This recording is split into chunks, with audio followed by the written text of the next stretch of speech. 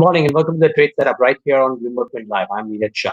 It's the start of the day, which is looking like it's not going to be very, very bright. Keep that at the back of your mind. Or consolidating would be the better way to put it. Quickly get to what the world markets did in precious little, and which is why we focus a lot more on our market and specific businesses, which are more important today.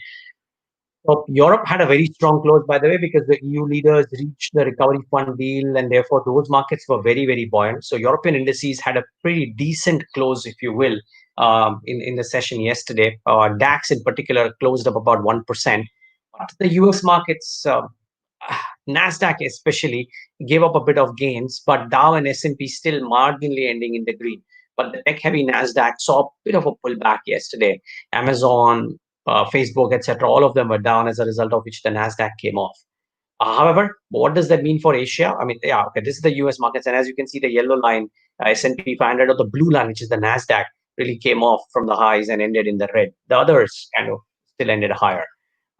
Asia is not mixed, really, more red than green, you would have to admit, but very little red. I mean, it's not like a sell-off of sorts. It almost seems like a day wherein the day refuses to go anywhere, just that stock-specific action might be there across the board. So this is, I mean, SGX Nifty 2 indicating a start, which is about 0.17% in the green, or Asia looking fairly flattish. So that's the key, guys. And those charts will come up on your screen one after the other. Either way they come out won't really matter. This is the SGX Nifty, and that's fine. Let's just stick with the SGX Nifty. The Asian screen also is kind of flattish. This is the SGX Nifty, which is 0.17%. Marginally in the green. It was marginally in the red about 10 minutes back as well. So all over the place, but very, very flattish. So keep that at the back of your mind.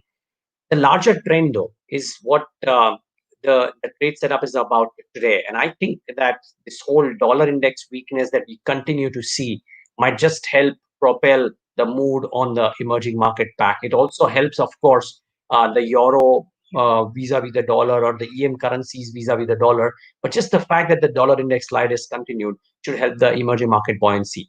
The cues on the FNO front and the cash market front are not too bad either. I mean, the Nifty futures are trading at an 8-point premium versus 13.6 point discount. So that's a positive. I think FIs have added longs in the session yesterday, and on the cash market side as well. So while they added future longs, on the cash market side, the FIs bought about 2,266 crores, which is the highest since June 4th. Now, that tells you a thing or two, right? There could have been bulk deals here and there, but I didn't notice any large bulk deals as well in trade yesterday. So it seems to be a pure play addition to secondary market buying by the FIIs, which is actually not a bad sign. It was a very heavy results day yesterday, but it's not too bad today either in terms of results if you are indeed actually trading on results. So Bajaj Auto and L&T come out with the results today, and therefore one would watch out for them from an index perspective or from the broader end spectrum. Single steel and power and metal stocks are certainly in focus, also because of this dollar index slide too, but because I think JSPL has had a fabulous fundamental run in the April to June quarter. So I think that's one set of numbers that you would watch out for. And we'll talk to the management post the numbers. Dhanuka Agri-Tech, I think almost every agri player is seemingly doing well. Dhanuka arguably would come out with a good quarter, so we'll watch out for that. And we all know what brokerages have been up to, right? 5paisa Capital, if the results were anything to go by, I think ICICI Securities should not have a really bad run in terms of client additions and maybe outlook. So it'll be interesting to see and hear from them as to what they have to say. So these are a few things that you would monitor in the session today in terms of results. But what are the stocks that will react? And like I said, a lot of action when it comes to Indian stocks, even though the markets may be flattish. So Axis Bank, to my mind, is the stock of the day. Now, the reason I bring it up as a stock of the day is not because of I believing that the stock will have a one-way move either direction, but it's important to put this into perspective. A lot of chatter on social media about how well the GDR did, and therefore Axis Bank would well have a field day and a brilliant run in the session. I would just urge viewers to be a bit more tempered about this. And the reasons are this. The results are well known, so I'm not getting into that. I'm bringing you the highlights of three brokerages which I think are really important. Now, Macquarie has in their note given some very important details about Axis moratorium, some of which are positive. They of course say that asset quality remains a prime concern, but they believe that the management remains confident of the collection and the recovery efforts, and ask people to note that 78% of the Morat 2 loans are secured assets, and therefore that should be a positive, or that should not be considered a negative. So in that sense, Macquarie, their statements or the analysis of the moratorium is a bit more placid than others. But here's what others are saying. Goldman Sachs on Axis, they're maintaining a sell rating. They're saying that the limited loss absorption capability coupled with increasing competitive intensity makes trajectory on operating profitability unclear. This is my I'm paraphrasing what the management has said. This is not verbatim what they have said, but this is what they mean. So Goldman is not sounding positive. Investec downgraded the stock to a hold rating. They are saying that the weakness in operating profitability will lead to lower net interest margins and restricted ROE upside. Remember, Goldman also said that the trajectory in operating profitability remains unclear. Investec believes the operating profitability will come off. MK has maintained a hold and say that they need to keep the frequent management rejig under check.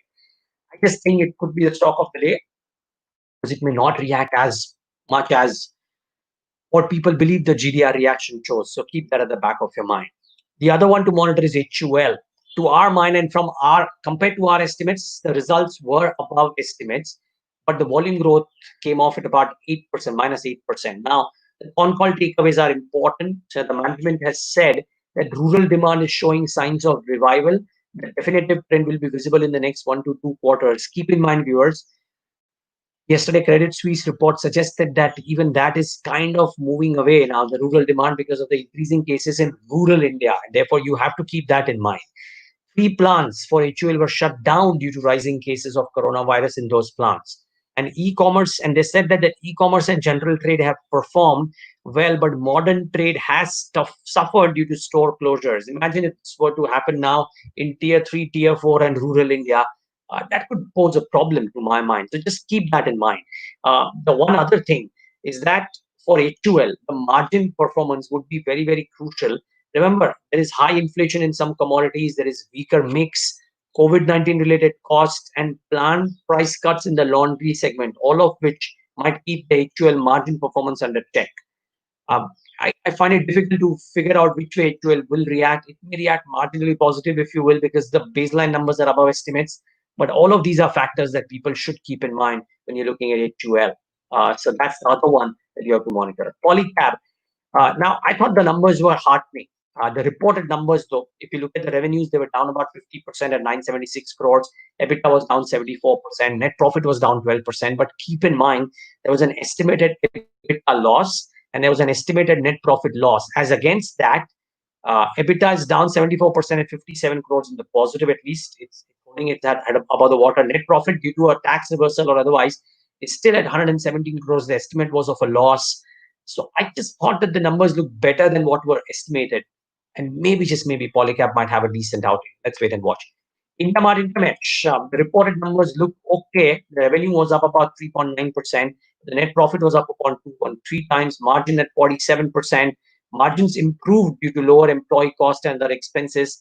But there were one-offs which aided Intermart Intermesh in the session. And therefore, you have to bear that in mind when you're looking at these numbers for IndiaMart Intermesh. So keep that in perspective. Remember, margins improved due to cost control measures, yes, but the paying subscription supplier saw QOQ reduction as well. And the stock is trading at about 42 times trailing earnings. So you have to bear that in mind when you're looking at IndiaMart Intermesh. Last but not the least, one more stock that I would want to point out today. Okay, I'm just missing that. Let me just bring it up. Sorry, excuse me for that. Richmond Carbogen, yes. Rakesh Jhunjhunwala has picked up about 3.18% stake in the company. Rakesh and Rekha Jhunjhunwala. And I would presume that this would keep the stock in focus today.